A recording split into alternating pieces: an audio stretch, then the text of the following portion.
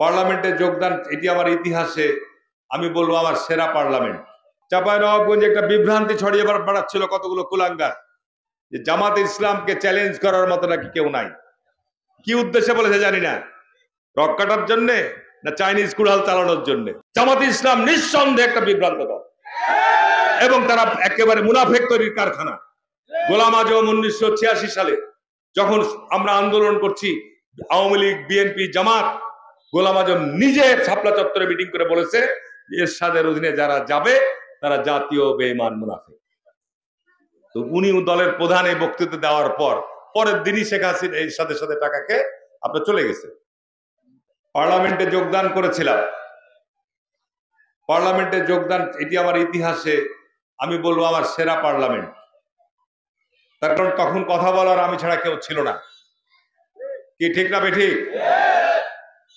এবং সকল ইস্যু নিয়ে, জাতীয় এবং আন্তর্জাতিক এবং ধর্মীয় সকল ইস্যু নিয়ে পার্লামেন্টে আমি কথা বলার আমার সুযোগ তৈরি হয়েছিল আল্লাহর রহমতে, যার ফলশ্রুতিতে জাতীয় এবং আন্তর্জাতিক ভাবে আমাদের বাংলাদেশের মানুষ যে যেখানে বসবাস করে আমাকে এটাতে ব্যাপক পরিচিতি দান করেছিল। ঠিক না বেঠিক বলছি কথাটা? চাঁপাইনবাবগঞ্জে একটা বিভ্রান্তি ছড়িয়ে বেড়াচ্ছিল কতগুলো কুলাঙ্গার যে হারুনকে নমিনেশন দিবে না, হারুন নমিনেশন পাবে না। ঠিক না বেঠিক বলছি কথাগুলো? কিন্তু কালকে ঘোষণার মধ্য দিয়ে প্রমাণ হয়েছে যে তারেক রহমান যোগ্য ব্যক্তিদেরকে এই জেলায় নমিনেশন দিয়েছে। ঠিক না বেঠিক? আমরা অতীতে নির্বাচনে প্রতিদ্বন্দ্বিতা করেছি সারা বাংলাদেশে আওয়ামী লীগের সাথে, তাই না?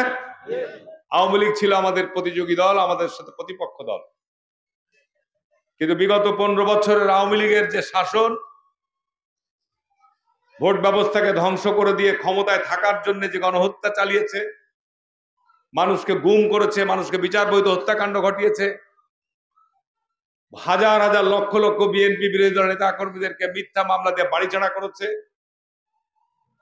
সর্বশেষ 2024 সালের জুলাই আগস্টে ক্ষমতাকে ধরে রাখার জন্য যে গণহত্যা চালিয়েছে আওয়ামী লীগের, তাতে মৃত্যু হয়েছে। ঠিক না বেঠিক বলছি?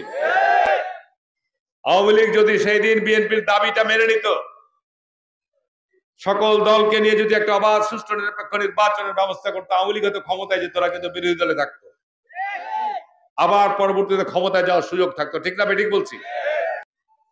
জুলাই আগস্টের পরিবর্তনের পর আমার নির্বাচন এলাকায়, সদর এলাকায়, এই জেলাতেই বলা যায় আমার কঠোর নির্দেশনা ছিল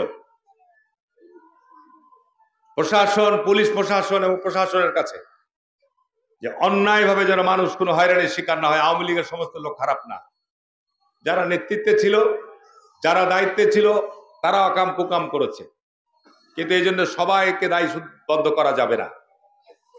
আমাদের বিরুদ্ধে মিথ্যা মামলা দিয়ে হয়রানি করেছে, আমরা যদি একই কাজ করি তাহলে আওয়ামী লীগ আর বিএনপির পার্থক্য কি হলো? ঠিক না বেঠিক বলছি ভাইরা?